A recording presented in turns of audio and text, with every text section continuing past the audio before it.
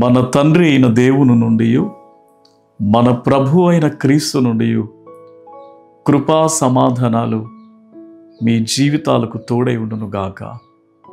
ప్రియులారా, యేసయ్య శుభప్రదమైన నామంలో మీ అందరికీ శుభాలు తెలియజేస్తా ఉన్నాను. బాగున్నారా?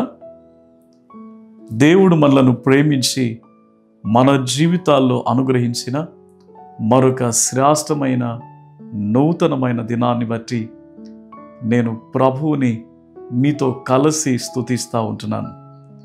దేవుని వాక్యాన్ని జ్ఞాపకం చేసుకుని ఉందామా? పరిశుద్ధ బైబిల్ గ్రంథము నుండి 118వ సంకీర్తన 22వ చరణాన్ని జ్ఞాపకం చేసుకుందాం. ఇల్లు కట్టువారు నిషేధించిన రాయి మూలకు తలరాయి ఆయను. ఈ మాట ద్వారా దేవుడి జీవితంలో గొప్ప ఆశ్చర్యమైనటువంటి కార్యాన్ని జరిగించునుగాక. ప్రియులారా, వాక్య భాగాన్ని మనం చూస్తున్నప్పుడు ఇంటిని కడుతున్నటువంటి క్రమములో, గోడను నిర్మిస్తున్నటువంటి క్రమములో ముక్కలుగా అయిపోతున్నటువంటి రాళ్లను పనికిరానివిగా భావించి వాటిని పక్కకు తొలగిస్తూ పక్కన పారేయడానికి వారు ఇష్టపడుతూ ఉంటారు. విచిత్రం ఏంటో తెలుసా? ఆ ఇంటి నిర్మాణం జరుగుతున్నప్పుడు, ఆ గోడ నిర్మాణం అంతిమములో ఖచ్చితంగా ఆ రాయే ప్రియులారా ఆ గోడకు మూలరాయిగా, తలరాయిగా మార్చబడుతుందన్నటువంటి విషయాన్ని నేను మీకు తెలియజేస్తా ఉన్నాను. ఈరోజు ఈ సందేశాన్ని వింటున్నటువంటి దేవుని బిడలారా, మీరు కూడా మీ గృహాల్లో, మీరు పనిచేస్తున్నటువంటి స్థలాలలో తీసివేయబడుతున్నటువంటి రాళ్ళ వలె ఉన్నారా? పనికి రానటువంటి రాళ్ళ వలె మీరు ఉన్నారని మీ ఇరుగు పొరుగు వారు భావిస్తూ ఉన్నారా? ప్రియులారా, ఒక దినాన్న మీరు తలరాయిగా మార్చబడతారు అన్న విషయాన్ని నేను మీకు జ్ఞాపకం చేస్తున్నాను. యోసేపు మనకు తెలుసు కదా ప్రియులారా, అన్నలు తనను పనికిరాని వానిగా భావించారు, భారముగా భావించారు, కొట్టారు, తిట్టారు, బానిసగా అమ్మివేశారు. విచిత్రం ఏంటో తెలుసునా?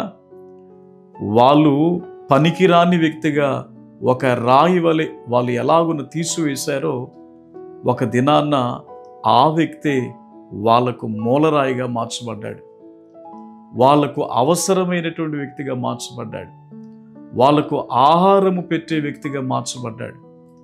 ఇది నాన్న ప్రియులారా, నిరీక్షణతో, విశ్వాసముతో దేవుని వైపు నీవు తగ్గించుకుని చూడగలిగినప్పుడు, ఎవరైతే నిన్ను నిందించారో, ఎవరైతే నిన్ను బాధించారో, నీవు దేనికి పనికిరావు అని చెప్పి అస్తమాట్లు నీ మీద నిందలు వేస్తున్నారో, వాళ్ళ ఎదుటనే దేవుడు నిన్ను ఒక దినాన్న మూలరాయిగా మార్చడానికి ఇష్టపడతా ఉన్నాడు.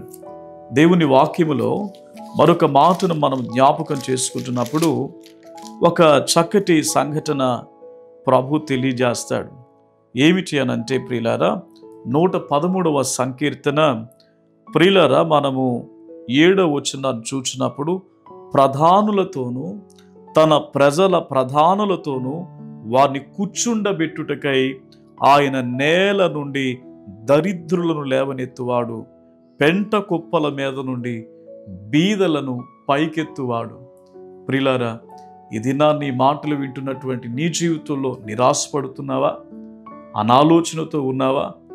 నా జీవితంలో నేను ఏది సాధించలేకపోతున్నానని నిరాశపడుతున్నావా? ఎవరు నన్ను పట్టించుకోవట్లేదని కుమిలిపోతా ఉన్నావా? అయితే యేసయ్య నీ కొరకే మాటలు జ్ఞాపకం చేస్తున్నారు. నీ జీవితంలో నీ జీవితాన్ని ప్రభుకు అప్పగించగలిగితే ప్రభు నిన్ను తలకు మూలరాయి వలె మార్చడానికి ఇష్టపడుతున్నారు. యేసయ్యను కూడా తన స్వజనులే ప్రియులారా ద్వేషించినట్లుగా, తీసివేసినట్లుగా, తీసివేయబడిన రాయి వలె చూచినట్లుగా మనం చూస్తూ ఉన్నాం. కానీ మానవులకు రక్షణ భాగ్యమును తెచ్చిన రక్షకుడుగా యేసు ప్రభు ఉన్నారు. నిన్ను కూడా ఈ లోకములో ఒక విలువైన రాయిగా, ఒక విలువైన పాత్రగా ప్రభు చేయాలని ఇష్టపడుతున్నాడు.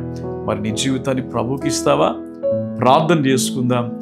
మీ కొరకు నేను ప్రార్థన చేస్తాను. దయగలిగిన తండ్రి, మీ శ్రేష్టమైన పరిశుద్ధ నామమును బట్టి వందనాలు. ఎవరైతే తృణీకరించబడిన అనుభవంలో ఉన్నారో దేవా, వారిని మీ చేతులకు అప్పగించుకునిచున్నాను తండ్రి.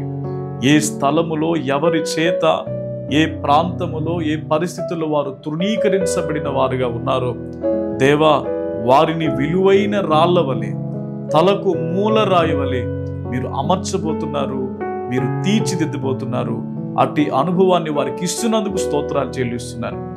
నీ బిడ్డలను బహు ఆశీర్వాదంతో మీ కృపచేత నింపుమని యేసు నామమున అడిగి వేడుకొనుచున్నాను తండ్రి. Amen. May God bless you.